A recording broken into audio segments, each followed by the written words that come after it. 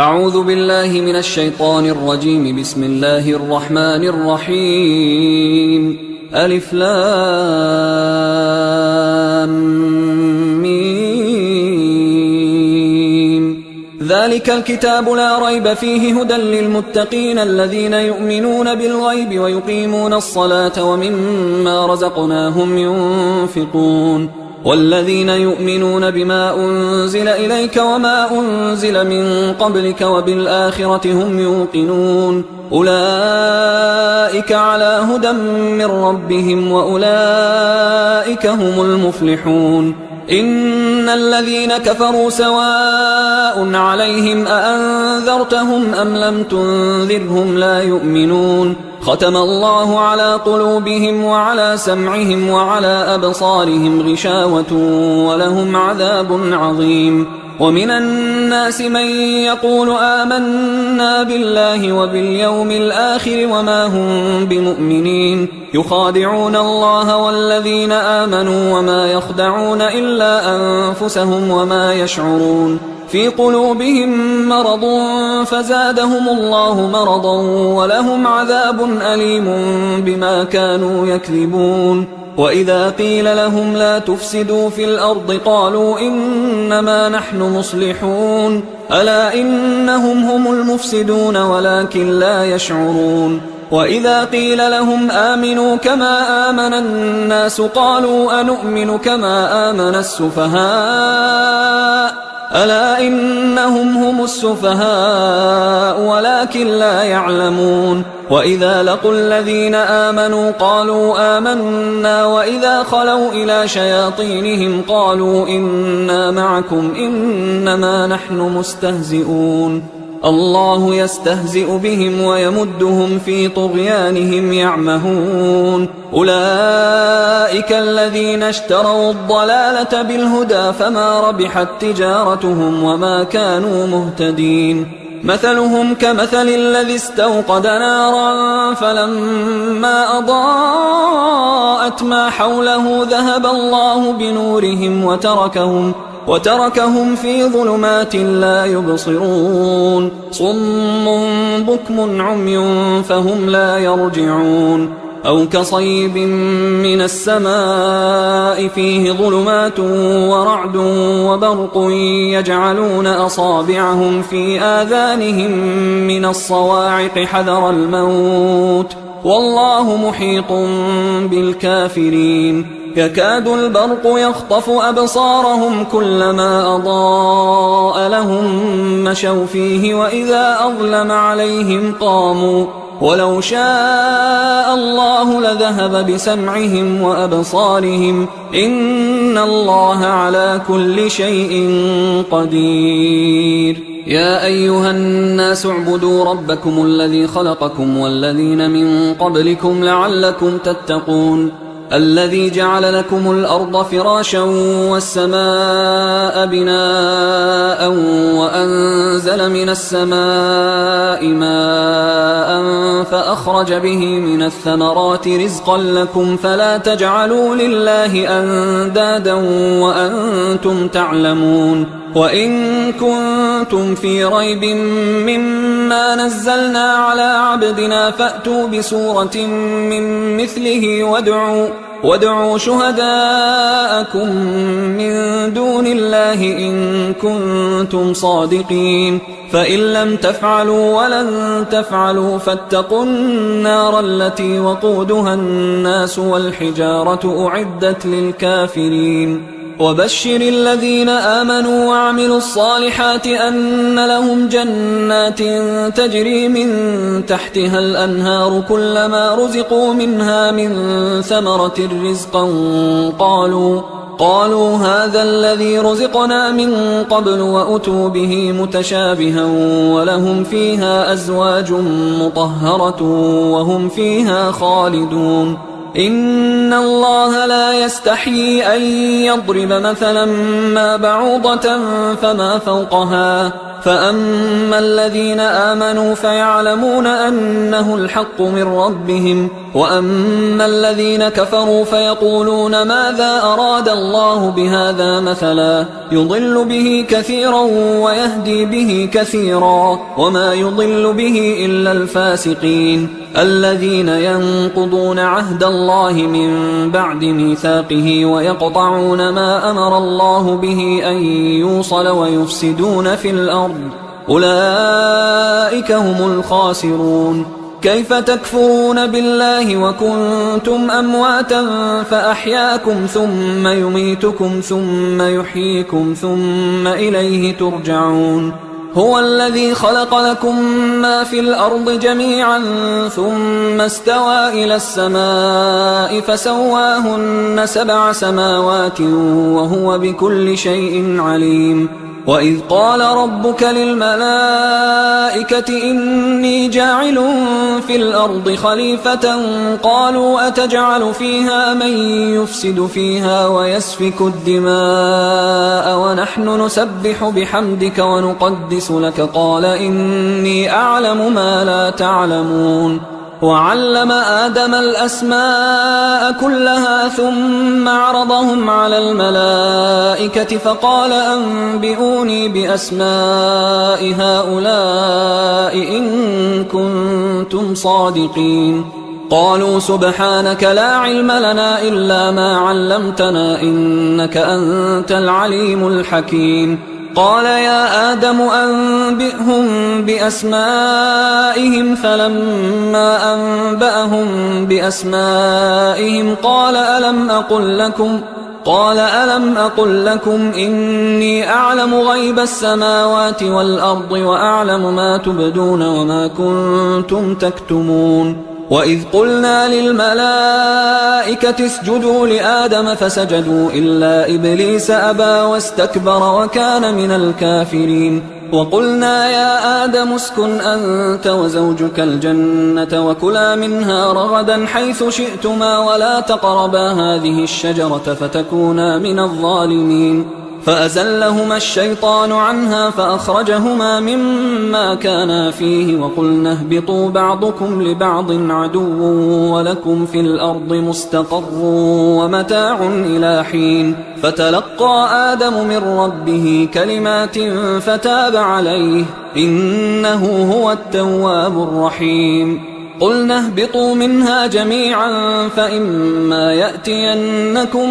مني هدى فمن تبع هداي فلا خوف عليهم ولا هم يحزنون. والذين كفروا وكذبوا بآياتنا أولئك أصحاب النار هم فيها خالدون. يا بني إسرائيل اذكروا نعمتي التي أنعمت عليكم وأوفوا بعهدي أوف بعهدكم وإياي فارهبون. وآمنوا بما أنزلت مصدقا لما معكم ولا تكونوا أول كافر به ولا تشتروا بآياتي ثمنا قليلا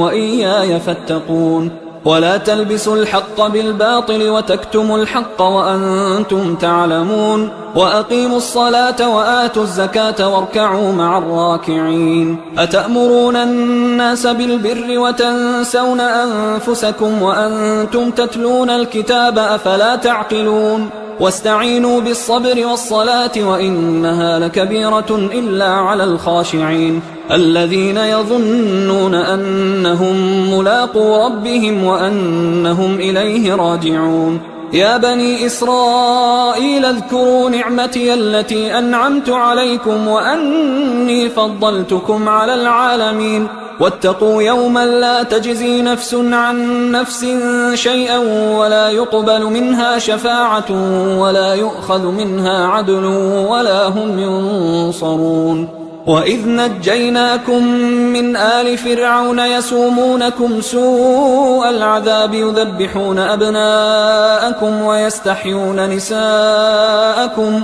وفي ذلكم بلاء من ربكم عظيم. وإذ فرقنا بكم البحر فأنجيناكم وأغرقنا آل فرعون وأنتم تنظرون. وإذ واعدنا موسى 40 ليلة ثم اتخذتم العجل من بعده وأنتم ظالمون. ثم عفونا عنكم من بعد ذلك لعلكم تشكرون وإذ آتينا موسى الكتاب والفرقان لعلكم تهتدون وإذ قال موسى لقومه يا قوم إنكم ظلمتم أنفسكم باتخاذكم العجل فتوبوا إلى بارئكم فاقتلوا أنفسكم ذلكم خير لكم عند بارئكم فتاب عليكم إنه هو التواب الرحيم وإذ قلتم يا موسى لن نؤمن لك حتى نرى الله جهرة فأخذتكم الصاعقة وأنتم تنظرون ثم بعثناكم من بعد موتكم لعلكم تشكرون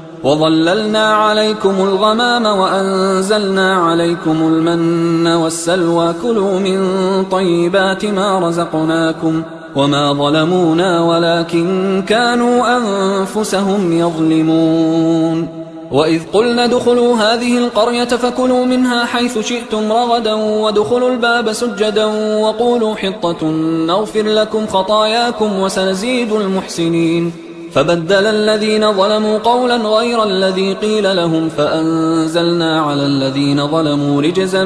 من السماء بما كانوا يفسقون وإذ استسقى موسى لقومه فقلنا اضرب بعصاك الحجر فانفجرت منه 12 عينا قد علم كل أناس مشربهم كلوا واشربوا من رزق الله ولا تعثوا في الأرض مفسدين وإذ قلتم يا موسى لن نصبر على طعام واحد فادع لنا ربك يخرج لنا مما تنبت الأرض من بقلها وقثائها وفومها وعدسها وبصلها قال أتستبدلون الذي هو أدنى بالذي هو خير اهبطوا مصرا فإن لكم ما سألتم وضربت عليهم الذلة والمسكنة وباءوا بغضب من الله ذلك بأنهم كانوا يكفرون بآيات الله ويقتلون النبيين بغير الحق ذلك بما عصوا وكانوا يعتدون إن الذين آمنوا والذين هادوا والنصارى والصابئين من آمن بالله واليوم الآخر وعمل صالحا فلهم أجرهم عند ربهم ولا خوف عليهم ولا هم يحزنون وإذ أخذنا ميثاقكم ورفعنا فوقكم الطور خذوا ما آتيناكم بقوة واذكروا ما فيه لعلكم تتقون ثم توليتم من بعد ذلك فلولا فضل الله عليكم ورحمته لكنتم من الخاسرين ولقد علمتم الذين اعتدوا منكم في السبت فقلنا لهم كونوا قردة خاسئين فجعلناها نكالا لما بين يديها وما خلفها وموعظة للمتقين وإذ قال موسى لقومه إن الله يأمركم أن تذبحوا بقرة قالوا أتتخذنا هزوا قال أعوذ بالله أن أكون من الجاهلين قالوا ادع لنا ربك يبين لنا ما هي قال إنه يقول إنها بقرة لا فارض ولا بكر عوان بين ذلك فافعلوا ما تؤمرون قالوا ادع لنا ربك يبين لنا ما لونها قال إنه يقول إنها بقرة صفراء فاقع لونها تسر الناظرين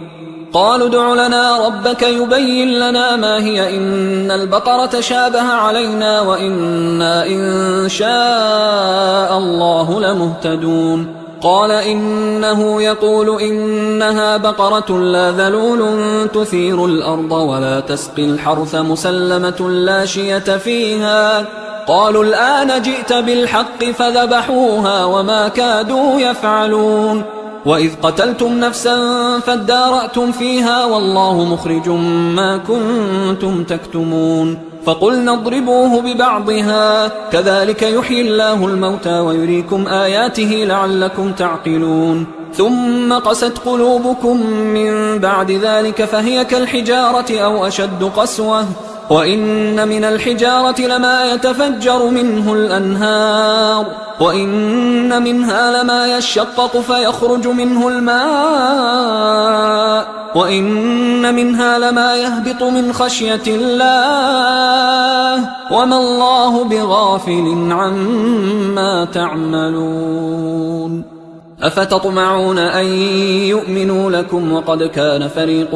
منهم يسمعون كلام الله ثم يحرفونه من بعد ما عقلوه وهم يعلمون وإذا لقوا الذين آمنوا قالوا آمنا وإذا خلا بعضهم إلى بعض قالوا أتحدثونهم بما فتح الله عليكم ليحاجوكم به عند ربكم أفلا تعقلون أولا يعلمون أن الله يعلم ما يسرون وما يعلنون ومنهم أميون لا يعلمون الكتاب إلا أماني وإنهم إلا يظنون فويل للذين يكتبون الكتاب بأيديهم ثم يقولون هذا من عند الله ليشتروا به ثمنا قليلا فويل لهم مما كتبت أيديهم وويل لهم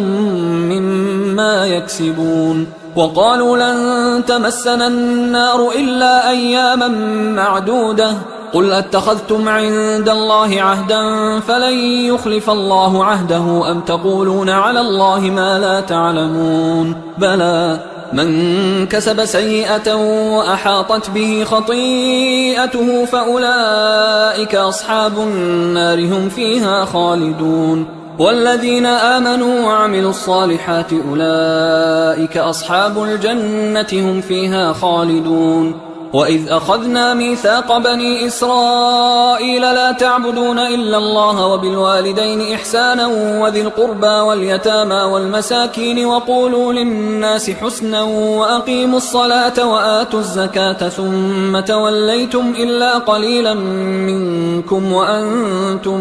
معرضون وإذ أخذنا ميثاقكم لا تسفكون دماءكم ولا تخرجون أنفسكم من دياركم ثم أقررتم وأنتم تشهدون ثم أنتم هؤلاء تقتلون أنفسكم وتخرجون فريقا منكم من ديارهم تظاهرون عليهم بالإثم والعدوان وإن يأتوكم أسارى تفادوهم وهو محرم عليكم إخراجهم أفتؤمنون ببعض الكتاب وتكفرون ببعض فما جزاء من يفعل ذلك منكم إلا خزي في الحياة الدنيا ويوم القيامة يردون إلى أشد العذاب وما الله بغافل عما تعملون أولئك الذين اشتروا الحياة الدنيا بالآخرة فلا يخفف عنهم العذاب ولا هم ينصرون ولقد آتينا موسى الكتاب وقفينا من بعده بالرسل وآتينا عيسى ابن مريم البينات وأيدناه بروح القدس أفكلما جاءكم رسول بما لا تهوى أنفسكم استكبرتم ففريقا كذبتم وفريقا تقتلون وقالوا قلوبنا غلف بل لعنهم الله بكفرهم فقليلا ما يؤمنون ولما جاءهم كتاب من عند الله مصدق لما معهم وكانوا من قبل يستفتحون على الذين كفروا فلما جاءهم ما عرفوا كفروا به فلعنة الله على الكافرين بئس ما اشتروا به أنفسهم أن يكفروا بما أنزل الله بغيا أن ينزل الله من فضله على من يشاء من عباده فباءوا بغضب على غضب وللكافرين عذاب مهين وإذا قيل لهم آمنوا بما أنزل الله قالوا نؤمن بما أنزل علينا ويكفرون بما وراءه وهو الحق مصدقا لما معهم قل فلم تقتلون أنبياء الله من قبل إن كنتم مؤمنين ولقد جاءكم موسى بالبينات ثم اتخذتم العجل من بعده وأنتم ظالمون وإذ أخذنا ميثاقكم ورفعنا فوقكم الطور خذوا ما آتيناكم بقوة واسمعوا قالوا سمعنا وعصينا وأشربوا في قلوبهم العجل بكفرهم قل بئس ما يأمركم به إيمانكم إن كنتم مؤمنين قل إن كانت لكم الدار الآخرة عند الله خالصة من دون الناس فتمنوا الموت إن كنتم صادقين ولن يتمنوه أبدا بما قدمت أيديهم والله عليم بالظالمين ولتجدنهم أحرص الناس على حياة ومن الذين أشركوا يود أحدهم لو يعمر 1000 سنة وما هو بمزحزحه من العذاب أن يعمر والله بصير بما يعملون قل من كان عدوا لجبريل فإنه نزله على قلبك بإذن الله مصدقا لما بين يديه وهدى وبشرى للمؤمنين من كان عدوا لله وملائكته ورسله وجبريل وميكال فإن الله عدو للكافرين ولقد أنزلنا إليك آيات بينات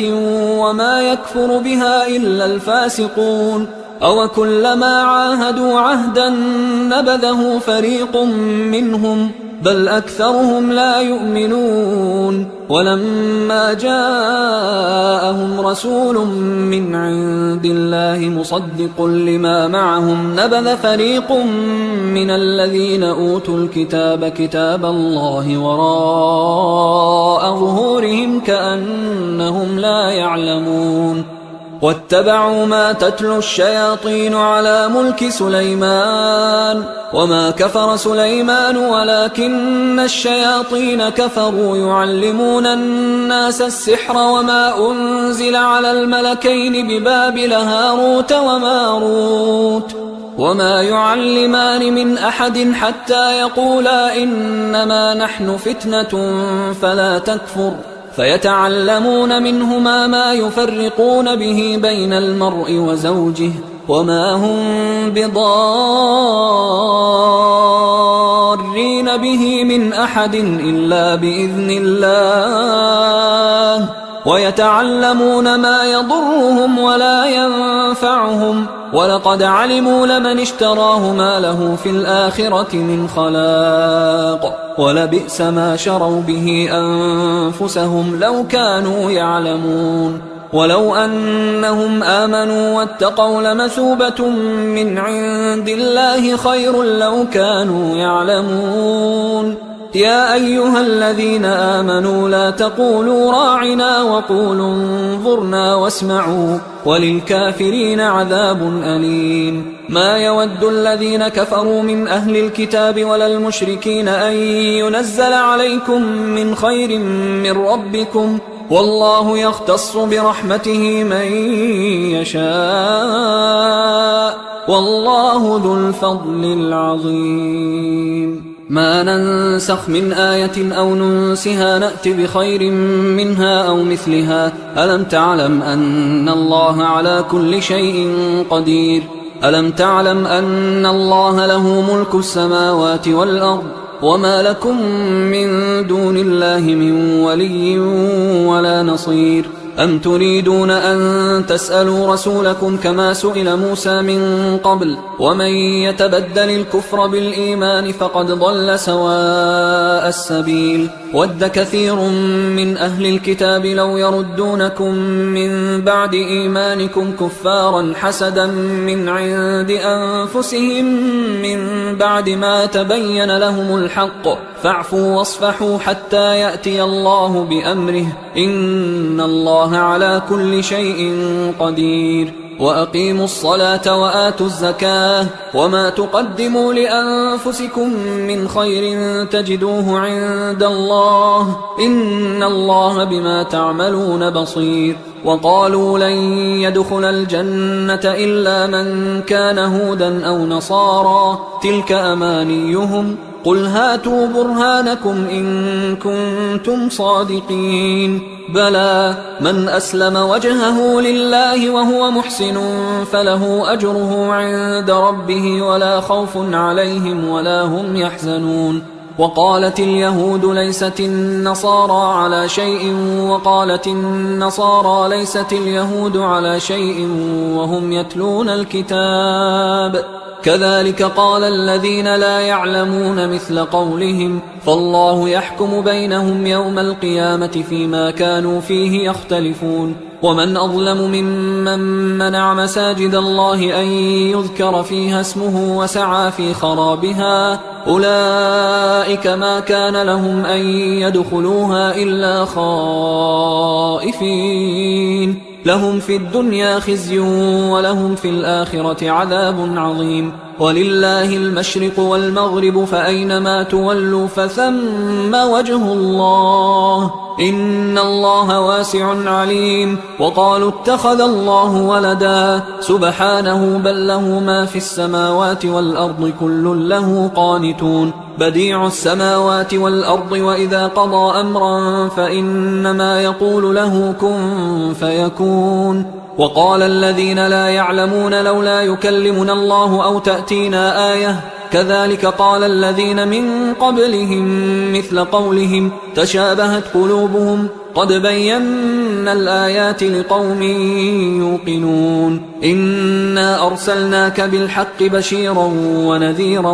ولا تسأل عن أصحاب الجحيم ولن ترضى عنك اليهود ولا النصارى حتى تتبع ملتهم قل إن هدى الله هو الهدى ولئن اتبعت أهواءهم بعد الذي جاءك من العلم ما لك من الله من ولي ولا نصير الذين آتيناهم الكتاب يتلونه حق تلاوته أولئك يؤمنون به ومن يكفر به فأولئك هم الخاسرون يا بني إسرائيل اذكروا نعمتي التي أنعمت عليكم وأني فضلتكم على العالمين واتقوا يوما لا تجزي نفس عن نفس شيئا ولا يقبل منها عدل ولا تنفعها شفاعة ولا هم ينصرون وإذ ابتلى إبراهيم ربه بكلمات فأتمهن قال إني جاعلك للناس إماما قال ومن ذريتي قال لا ينال عهد الظالمين وإذ جعلنا البيت مثابة للناس وأمنا واتخذوا من مقام إبراهيم مصلى وعهدنا إلى إبراهيم وإسماعيل أن طهرا بيتي للطائفين والعاكفين والركع السجود وإذ قال إبراهيم رب اجعل هذا بلدا آمنا وارزق أهله من الثمرات من آمن منهم بالله واليوم الآخر قال ومن كفر فأمتعه قليلا ثم أضطره إلى عذاب النار وبئس المصير وإذ يرفع إبراهيم القواعد من البيت وإسماعيل ربنا تقبل منا إنك أنت السميع العليم ربنا وجعلنا مسلمين لك ومن ذريتنا أمة مسلمة لك وأرنا مناسكنا وتب علينا إنك أنت التواب الرحيم ربنا وبعث فيهم رسولا منهم يتلو عليهم آياتك ويعلمهم الكتاب والحكمة ويزكيهم إنك أنت العزيز الحكيم ومن يرغب عن ملة إبراهيم إلا من سفه نفسه ولقد اصطفيناه في الدنيا وإنه في الآخرة لمن الصالحين إذ قال له ربه أسلم قال أسلمت لرب العالمين. ووصى بها إبراهيم بنيه ويعقوب يا بني إن الله اصطفى لكم الدين فلا تموتن إلا وأنتم مسلمون. أم كنتم شهداء إذ حضر يعقوب الموت إذ قال لبنيه ما تعبدون من بعدي قالوا نعبد إلهك وإله آبائك إبراهيم وإسماعيل وإسحاق إلها واحدا ونحن له مسلمون. تلك أمة قد خلت لها ما كسبت ولكم ما كسبتم ولا تسألون عما كانوا يعملون. وقالوا كونوا هودا أو نصارى تهتدوا قل بل ملة إبراهيم حنيفا وما كان من المشركين. قولوا آمنا بالله وما أنزل إلينا وما أنزل إلى إبراهيم وإسماعيل وإسحاق ويعقوب والأسباط وما أوتي موسى وعيسى وما أوتي النبيون من ربهم لا نفرق بين أحد منهم ونحن له مسلمون. فإن آمنوا بمثل ما آمنتم به فقد اهتدوا وإن تولوا فإنما هم في شقاق فسيكفيكهم الله وهو السميع العليم. صبغة الله ومن أحسن من الله صبغة ونحن له عابدون. قل أتحاجوننا في الله وهو ربنا وربكم ولنا أعمالنا ولكم أعمالكم ونحن له مخلصون. أم تقولون إن إبراهيم وإسماعيل وإسحاق ويعقوب والأسباط كانوا هودا أو نصارى قل أأنتم أعلم أم الله ومن أظلم ممن كتم شهادة عنده من الله وما الله بغافل عما تعملون. تلك أمة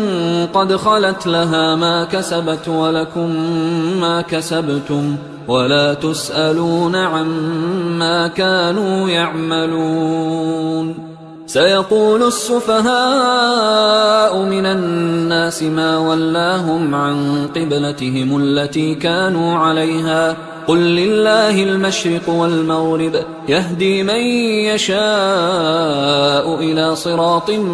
مستقيم. وكذلك جعلناكم أمة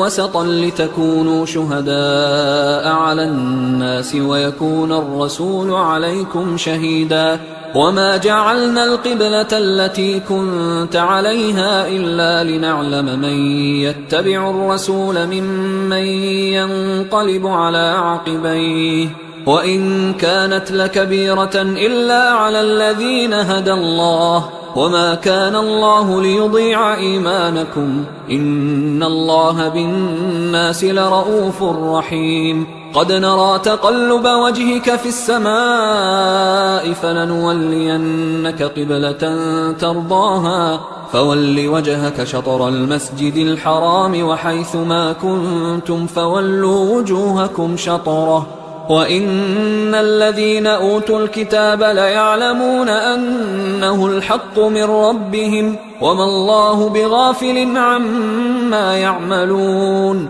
ولئن أتيت الذين أوتوا الكتاب بكل آية ما تبعوا قبلتك وما أنت بتابع قبلتهم وما بعضهم بتابع قبلة بعض ولئن اتبعت أهواءهم من بعد ما جاءك من العلم إنك إذا لمن الظالمين. الذين آتيناهم الكتاب يعرفونه كما يعرفون أبناءهم وإن فريقا منهم ليكتمون الحق وهم يعلمون الحق من ربك فلا تكونن من الممترين ولكل وجهة هو موليها فاستبقوا الخيرات أينما تكونوا يأت بكم الله جميعا إن الله على كل شيء قدير ومن حيث خرجت فول وجهك شطر المسجد الحرام وإنه للحق من ربك وما الله بغافل عما تعملون ومن حيث خرجت فول وجهك شطر المسجد الحرام وحيث ما كنتم فولوا وجوهكم شطره لئلا يكون للناس عليكم حجة إلا الذين ظلموا منهم فلا تخشوهم واخشوني ولأتم نعمتي عليكم ولعلكم تهتدون كما أرسلنا فيكم رسولا منكم يتلو عليكم آياتنا ويزكيكم ويعلمكم الكتاب والحكمة ويعلمكم ما لم تكونوا تعلمون فاذكروني أذكركم واشكروا لي ولا تكفرون يا أيها الذين آمنوا استعينوا بالصبر والصلاة إن الله مع الصابرين ولا تقولوا لمن يقتل في سبيل الله أموات بل أحياء ولكن لا تشعرون ولنبلونكم بشيء من الخوف والجوع ونقص من الأموال والأنفس والثمرات وبشر الصابرين الذين إذا أصابتهم مصيبة قالوا إنا لله وإنا إليه راجعون أولئك عليهم صلوات من ربهم ورحمة وأولئك هم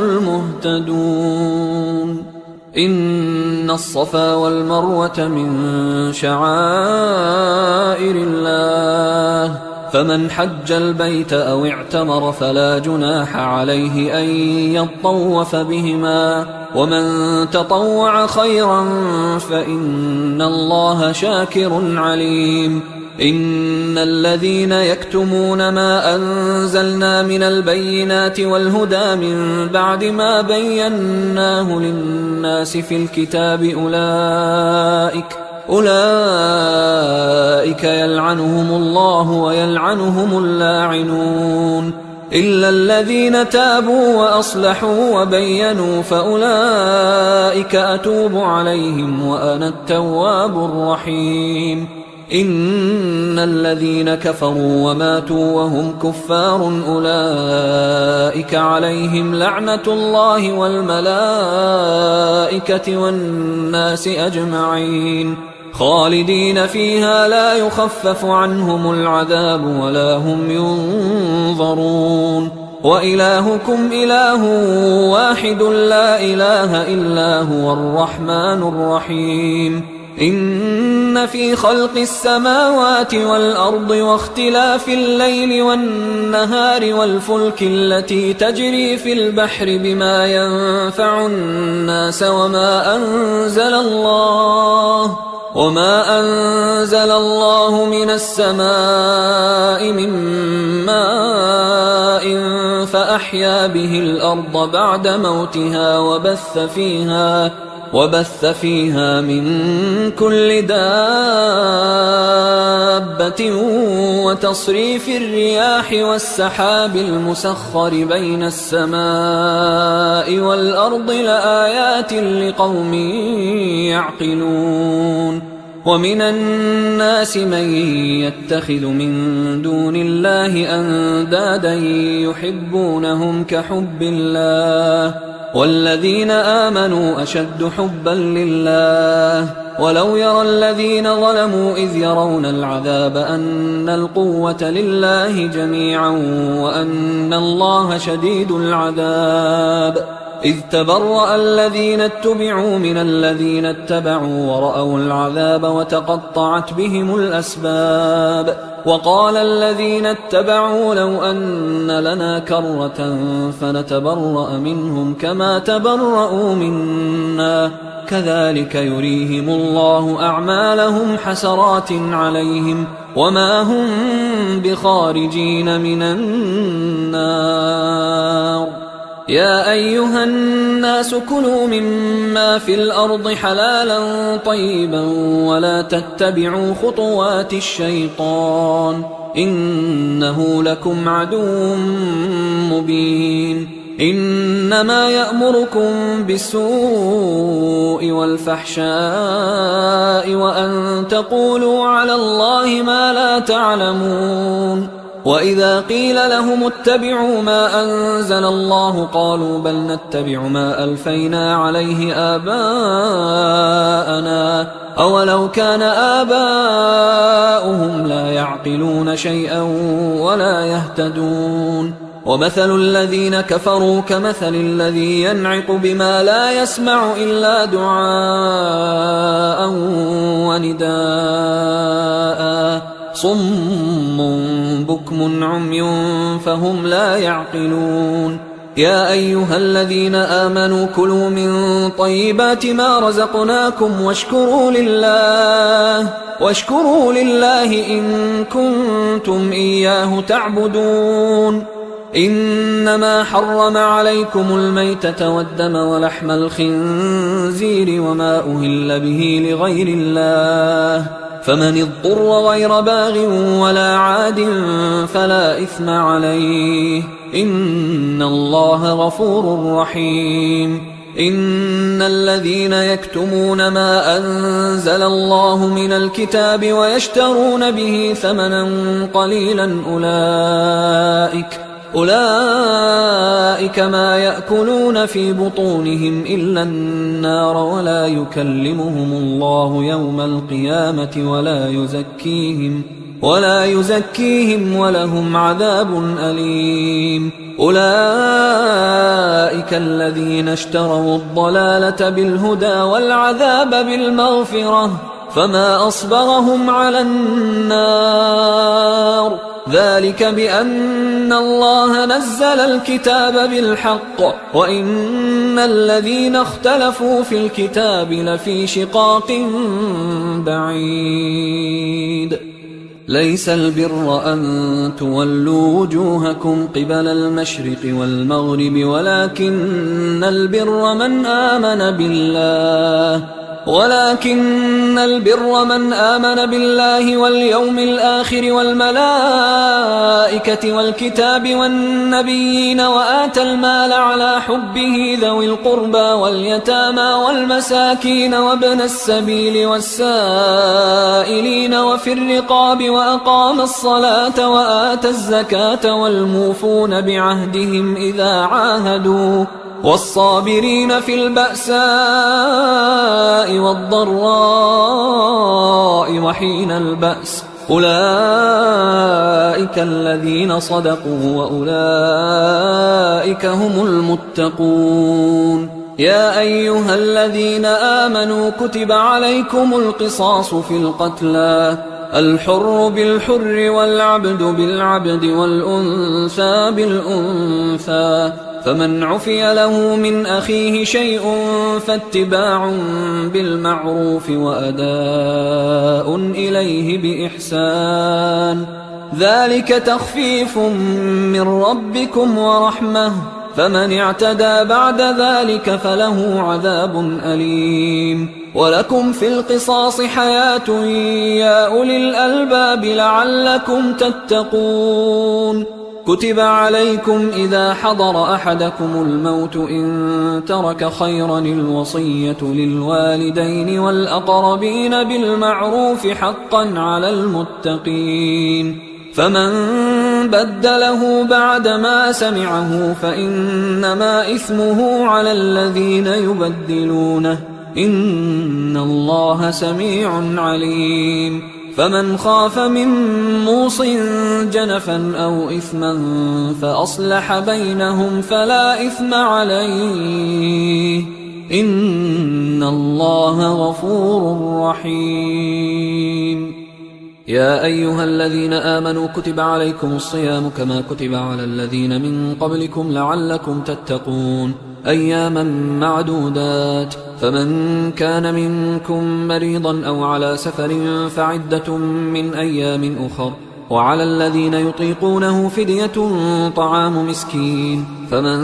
تطوع خيرا فهو خير له وأن تصوموا خير لكم إن كنتم تعلمون شهر رمضان الذي أنزل فيه القرآن هدى للناس وبينات من الهدى والفرقان فمن شهد منكم الشهر فليصم ومن كان مريضا أو على سفر فعدة من أيام أخر يريد الله بكم اليسر ولا يريد بكم العسر ولتكملوا العدة ولتكبروا الله على ما هداكم ولعلكم تشكرون وإذا سألك عبادي عني فإني قريب أجيب دعوة الداعي إذا دعان فليستجيبوا لي وليؤمنوا بي لعلهم يرشدون أحل لكم ليلة الصيام الرفث إلى نسائكم هن لباس لكم وأنتم لباس لهن علم الله أنكم كنتم تختانون أنفسكم فتاب عليكم وعفى عنكم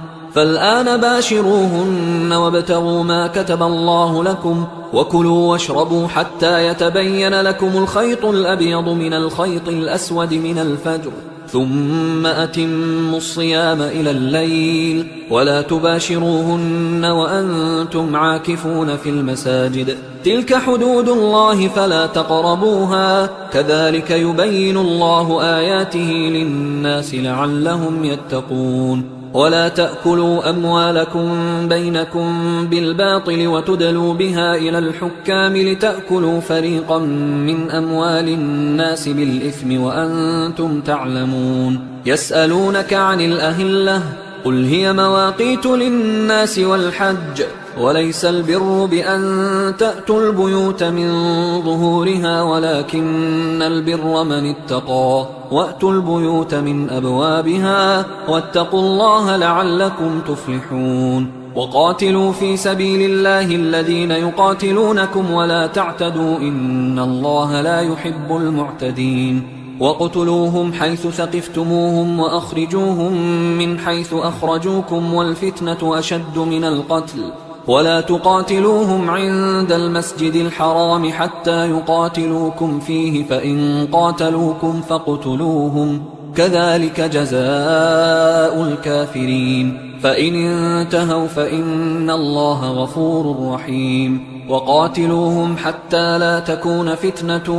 ويكون الدين لله فإن انتهوا فلا عدوان إلا على الظالمين الشهر الحرام بالشهر الحرام والحرمات قصاص فمن اعتدى عليكم فاعتدوا عليه بمثل ما اعتدى عليكم واتقوا الله واعلموا أن الله مع المتقين وأنفقوا في سبيل الله ولا تلقوا بأيديكم إلى التهلكة وأحسنوا إن الله يحب المحسنين وأتموا الحج والعمرة لله فإن أحصرتم فما استيسر من الهدي ولا تحلقوا رؤوسكم حتى يبلغ الهدي محله فمن كان منكم مريضا أو به أذى من رأسه ففدية من صيام أو صدقة أو نسك فإذا أمنتم فمن تمتع بالعمرة إلى الحج فما استيسر من الهدي فمن لم يجد فصيام 3 أيام في الحج و7 إذا رجعتم تلك 10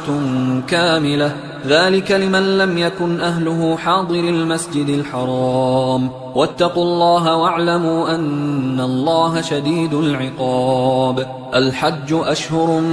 معلومات فمن فرض فيهن الحج فلا رفث ولا فسوق ولا جدال في الحج وما تفعلوا من خير يعلمه الله وتزودوا فإن خير الزاد التقوى واتقون يا أولي الألباب ليس عليكم جناح أن تبتغوا فضلا من ربكم فإذا أفضتم من عرفات فاذكروا الله عند المشعر الحرام واذكروه كما هداكم وإن كنتم من قبله لمن الضالين ثم أفيضوا من حيث أفاض الناس واستغفروا الله إن الله غفور رحيم فإذا قضيتم مناسككم فاذكروا الله كذكركم آباءكم أو أشد ذكرا فمن الناس من يقول ربنا آتنا في الدنيا وما له في الآخرة من خلاق ومنهم من يقول ربنا آتنا في الدنيا حسنة وفي الآخرة حسنة وقنا عذاب النار أولئك لهم نصيب مما كسبوا والله سريع الحساب واذكروا الله في أيام معدودات فمن تعجل في يومين فلا إثم عليه ومن تأخر فلا إثم عليه لمن اتقى واتقوا الله واعلموا أنكم إليه تحشرون ومن الناس من يعجبك قوله في الحياة الدنيا ويشهد الله على ما في قلبه وهو ألد الخصام وإذا تولى سعى في الأرض ليفسد فيها ويهلك الحرث والنسل والله لا يحب الفساد وإذا قيل له اتق الله أخذته العزة بالإثم فحسبه جهنم ولبئس المهاد ومن الناس من يشري نفسه ابتغاء مرضات الله والله رؤوف بالعباد يا أيها الذين آمنوا ادخلوا في السلم كافة ولا تتبعوا خطوات الشيطان إنه لكم عدو مبين فإن زللتم من بعد ما جاءتكم البينات فاعلموا أن الله عزيز حكيم هل ينظرون إلا أن يأتيهم الله في ظلل من الغمام والملائكة وقضي الأمر وإلى الله ترجع الأمور سل بني إسرائيل كم آتيناهم من آية بينة ومن يبدل نعمة الله من بعد ما جاءته فإن الله شديد العقاب زين للذين كفروا الحياة الدنيا ويسخرون من الذين آمنوا والذين اتقوا فوقهم يوم القيامة والله يرزق من يشاء بغير حساب كان الناس أمة واحدة فبعث الله النبيين مبشرين ومنذرين وأنزل معهم الكتاب بالحق ليحكم بين الناس فيما اختلفوا فيه وما اختلف فيه إلا الذين أوتوه من بعد ما جاءتهم البينات بغيا بينهم فهدى الله الذين آمنوا لما اختلفوا فيه من الحق بإذنه والله يهدي من يشاء إلى صراط مستقيم أم حسبتم أن تدخلوا الجنة ولما يأتكم مثل الذين خلوا من قبلكم مستهم البأساء والضراء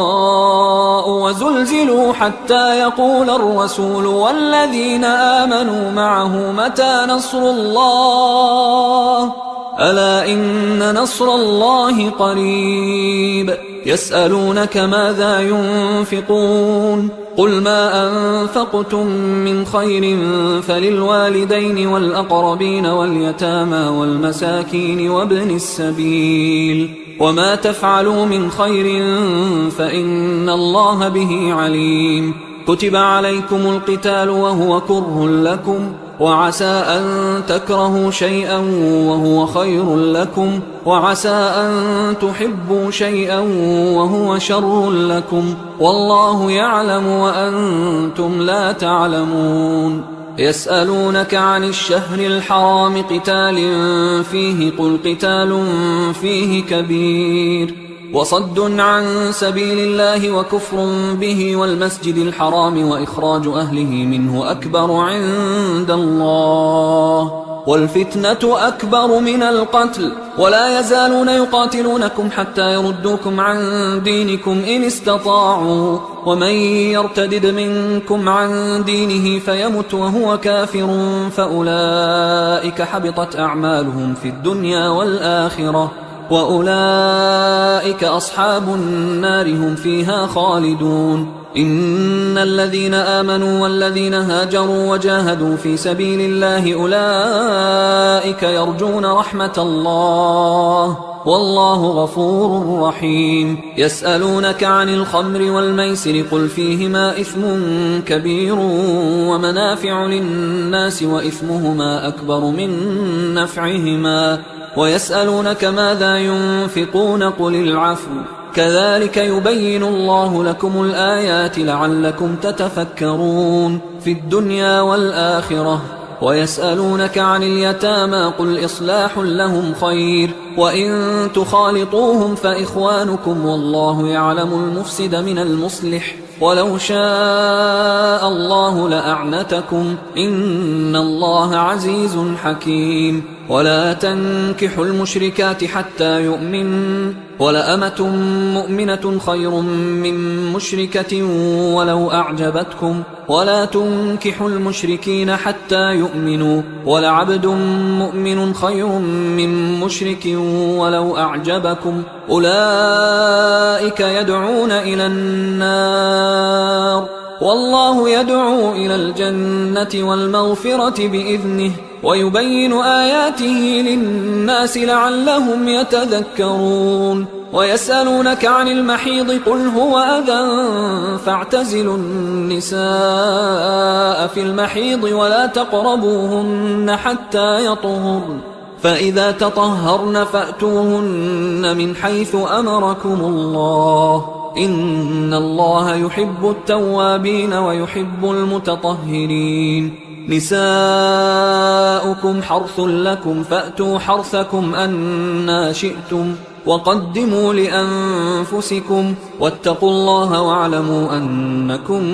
ملاقوه، وبشر المؤمنين. ولا تجعلوا الله عرضة لأيمانكم أن تبروا وتتقوا وتصلحوا بين الناس، والله سميع عليم. لا يؤاخذكم الله باللغو في أيمانكم ولكن يؤاخذكم بما كسبت قلوبكم، والله غفور حليم. للذين يؤلون من نسائهم تربص 4 أشهر، فإن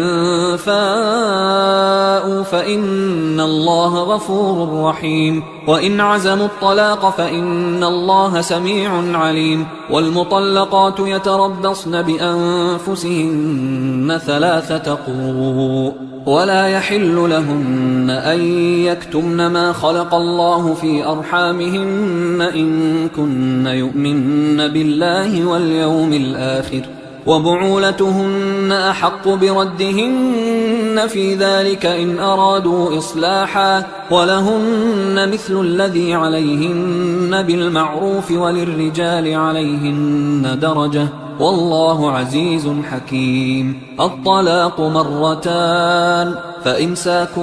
بمعروف أو تسريح بإحسان، ولا يحل لكم أن تأخذوا مما آتيتموهن شيئا إلا أن يخافا ألا يقيما حدود الله، فإن خفتم ألا يقيما حدود الله فلا جناح عليهما فيما افتدت به، تلك حدود الله فلا تعتدوها، ومن يتعد حدود الله فأولئك هم الظالمون. فإن طلقها فلا تحل له من بعد حتى تنكح زوجا غيره، فإن طلقها فلا جناح عليهما أن يتراجعا إن ظنا أن يقيما حدود الله، وتلك حدود الله يبينها لقوم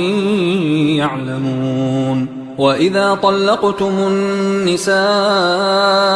فبلغن أجلهن فأمسكوهن بمعروف أو سرحوهن بمعروف، ولا تمسكوهن ضرارا لتعتدوا، ومن يفعل ذلك فقد ظلم نفسه. ولا تتخذوا آيات الله هزوا، واذكروا نعمة الله عليكم وما أنزل عليكم من الكتاب والحكمة يعظكم به، واتقوا الله واعلموا أن الله بكل شيء عليم. وإذا طلقتم النساء فبلغن أجلهن فلا تعضلوهن أن ينكحن أزواجهن إذا تراضوا بينهم بالمعروف، ذلك يوعظ به من كان منكم يؤمن بالله واليوم الآخر، ذلكم أزكى لكم وأطهر، والله يعلم وأنتم لا تعلمون. والوالدات يرضعن أولادهن حولين كاملين لمن أراد أن يتم الرضاعة، وعلى المولود له رزقهن وكسوتهن بالمعروف، لا تكلف نفس إلا وسعها، لا تضار والدة بولدها ولا مولود له بولده، وعلى الوارث مثل ذلك، فإن أرادا فصالا عن تراض منهما وتشاور فلا جناح عليهما. وإن أردتم أن تسترضعوا أولادكم فلا جناح عليكم إذا سلمتم ما آتيتم بالمعروف، واتقوا الله واعلموا أن الله بما تعملون بصير. والذين يتوفون منكم ويذرون أزواجا يتربصن بأنفسهن 4 أشهر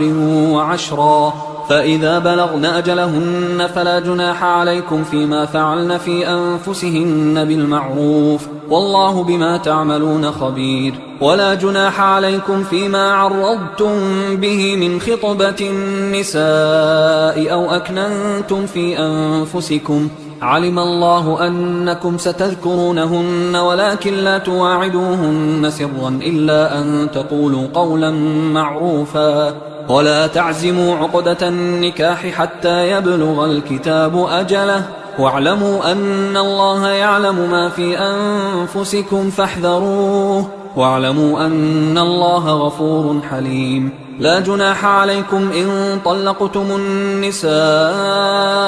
ما لم تمسوهن أو تفرضوا لهن فريضة، ومتعوهن على الموسع قدره وعلى المقتر قدره متاعا بالمعروف حقا على المحسنين. وإن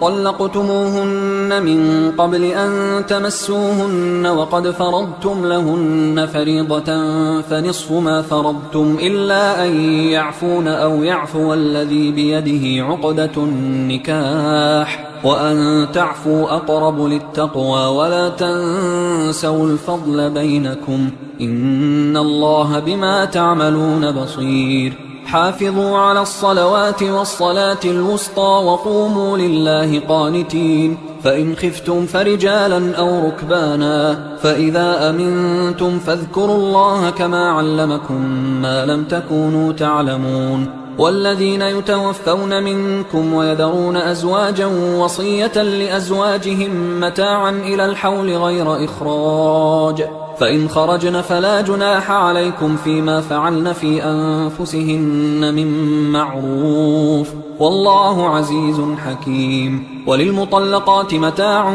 بالمعروف حقا على المتقين، كذلك يبين الله لكم آياته لعلكم تعقلون. ألم تر إلى الذين خرجوا من ديارهم وهم ألوف حذر الموت فقال لهم الله موتوا ثم أحياهم، إن الله لذو فضل على الناس ولكن أكثر الناس لا يشكرون. وقاتلوا في سبيل الله واعلموا أن الله سميع عليم. من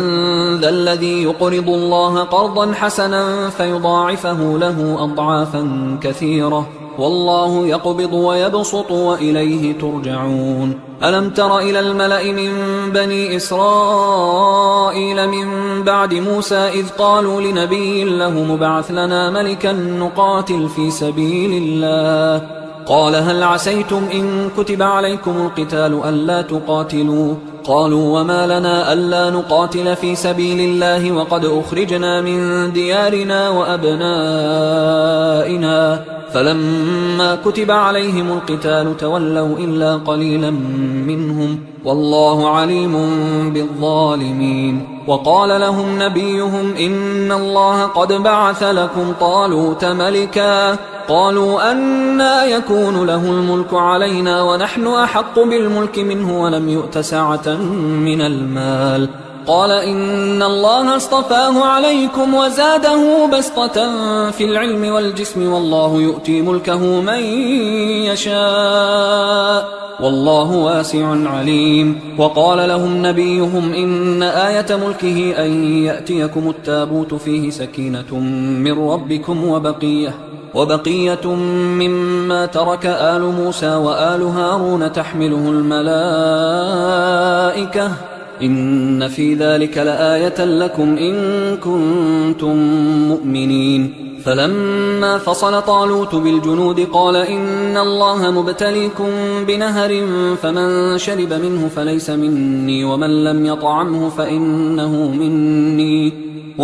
يطعمه فإنه مني إلا من اغترف غرفة بيده فشربوا منه إلا قليلا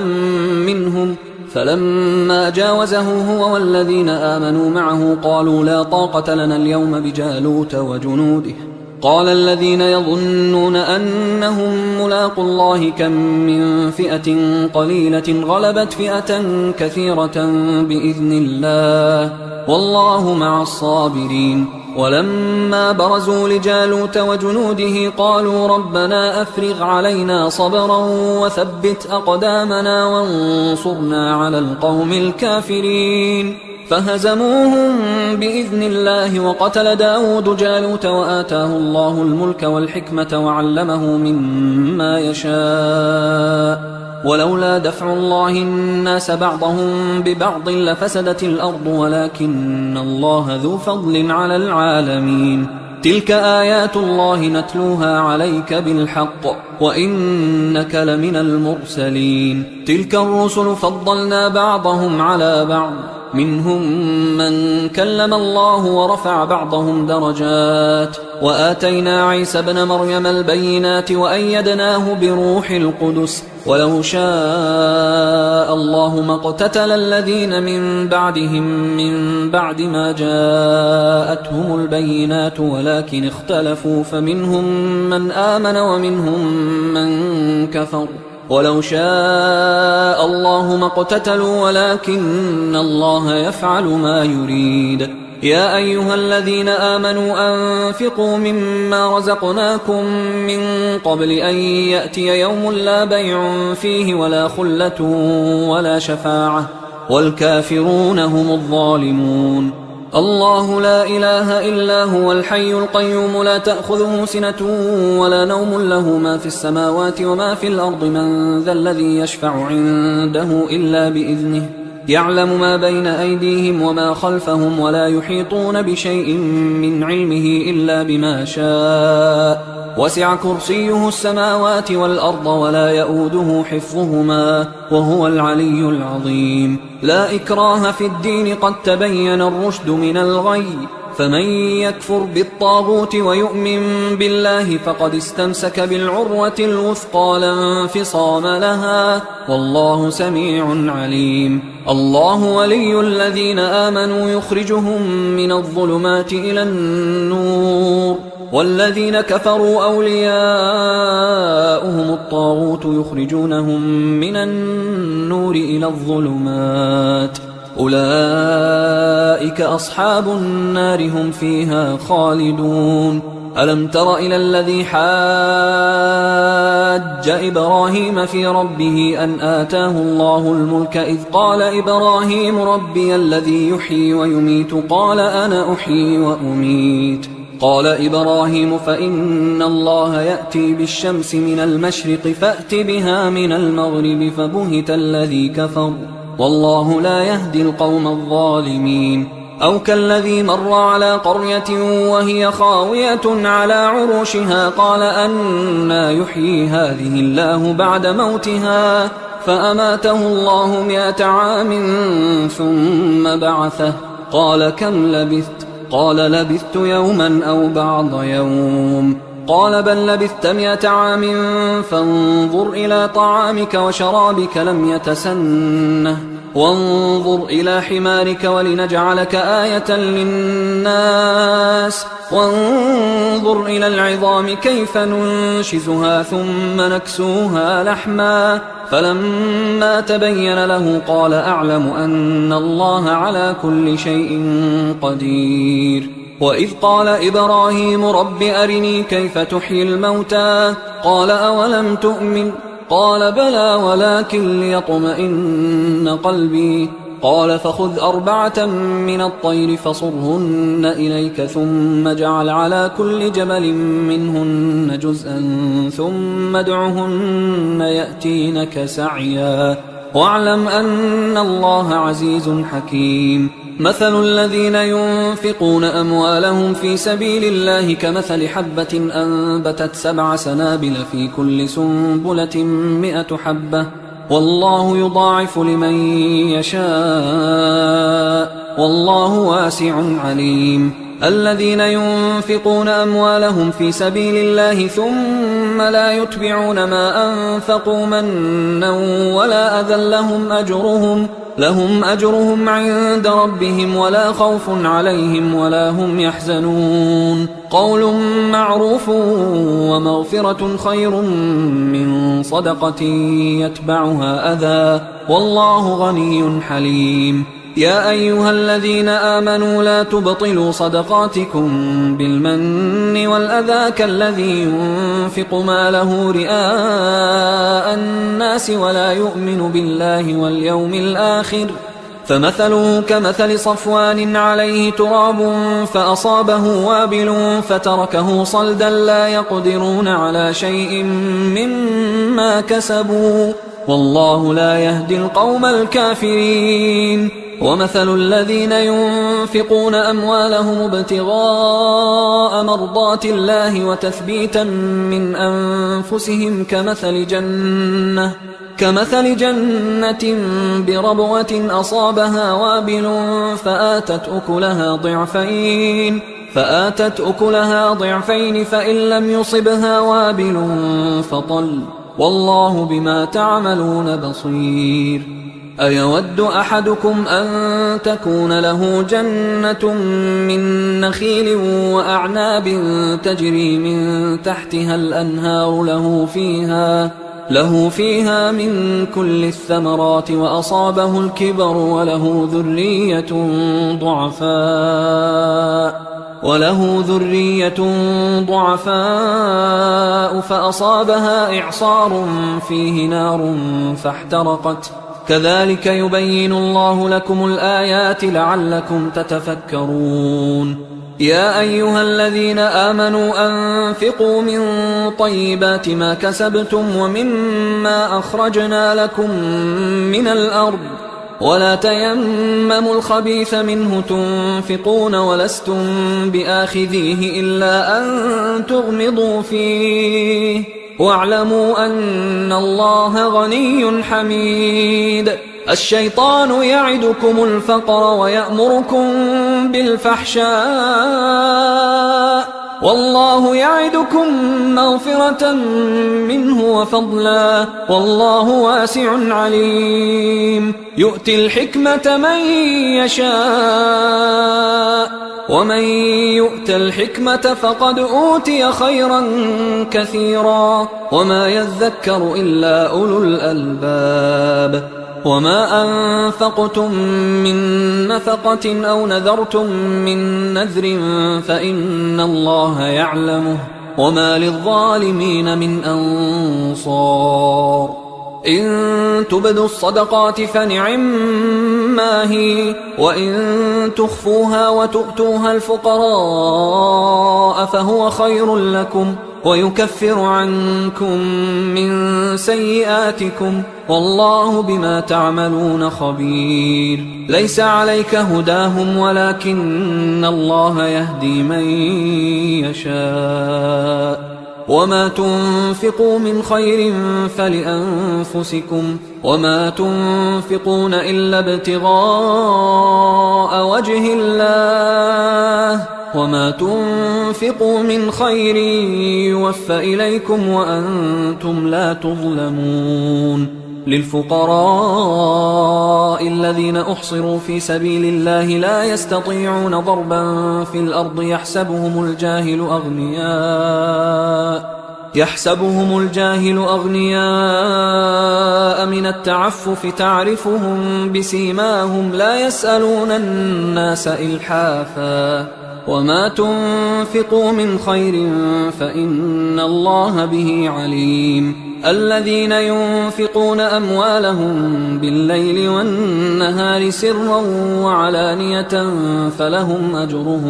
فلهم أجرهم عند ربهم ولا خوف عليهم ولا هم يحزنون. الذين يأكلون الربا لا يقومون إلا كما يقوم الذي يتخبطه الشيطان من المس، ذلك بأنهم قالوا إنما البيع مثل الربا وأحل الله البيع وحرم الربا. فمن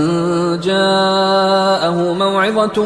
من ربه فانتهى فله ما سلف وأمره إلى الله ومن عاد فأولئك أصحاب النار هم فيها خالدون. يمحق الله الربا ويربي الصدقات والله لا يحب كل كفار أثيم. إن الذين آمنوا وعملوا الصالحات وأقاموا الصلاة وآتوا الزكاة لهم أجرهم عند ربهم ولا خوف عليهم ولا هم يحزنون. يا أيها الذين آمنوا اتقوا الله وذروا ما بقي من الربا إن كنتم مؤمنين، فإن لم تفعلوا فأذنوا بحرب من الله ورسوله، وإن تبتم فلكم رؤوس أموالكم لا تظلمون ولا تظلمون. وإن كان ذو عسرة فنظرة إلى ميسرة وأن تصدقوا خير لكم إن كنتم تعلمون. واتقوا يوما ترجعون فيه إلى الله ثم توفى كل نفس ما كسبت وهم لا يظلمون. يا أيها الذين آمنوا إذا تداينتم بدين إلى أجل مسمى فاكتبوه وليكتب بينكم كاتب بالعدل ولا يأب كاتب أن يكتب كما علمه الله، فليكتب وليملل الذي عليه الحق وليتق الله ربه ولا يبخس منه شيئا، فإن كان الذي عليه الحق سفيها أو ضعيفا أو لا يستطيع أن يمله فليملل وليه بالعدل واستشهدوا شهيدين من رجالكم، فإن لم يكونا رجلين فرجل وامرأتان ممن ترضون من الشهداء أن تضل إحداهما فتذكر إحداهما الأخرى، ولا يأبى الشهداء إذا ما دعوا، ولا تسأموا أن تكتبوه صغيرا أو كبيرا إلى أجله، ذلكم أقسط عند الله وأقوم للشهادة وأدنى أن لا ترتابوا إلا أن تكون تجارة حاضرة تديرونها بينكم فليس عليكم جناح ألا تكتبوها، وأشهدوا إذا تبايعتم ولا يضار كاتب ولا شهيد، وإن تفعلوا فإنه فسوق بكم، واتقوا الله ويعلمكم الله والله بكل شيء عليم. وإن كنتم على سفر ولم تجدوا كاتبا فرهان مقبوضة،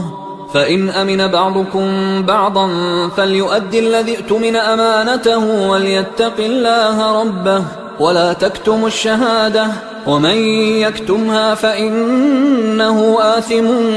قلبه والله بما تعملون عليم. لله ما في السماوات وما في الأرض، وإن تبدوا ما في أنفسكم أو تخفوه يحاسبكم به الله فيغفر لمن يشاء ويعذب من يشاء والله على كل شيء قدير. آمن الرسول بما أنزل إليه من ربه والمؤمنون كل آمن بالله وملائكته وكتبه ورسله لا نفرق بين أحد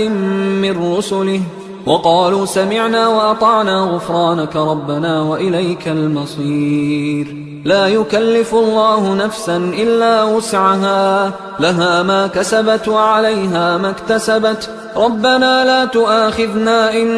نسينا أو أخطأنا ربنا ولا تحمل علينا إصرا كما حملته على الذين من قبلنا ربنا ولا تحملنا ما لا طاقة لنا به واعف عنا واغفر لنا وارحمنا أنت مولانا فانصرنا على القوم الكافرين. حصريا على قارئ القرآن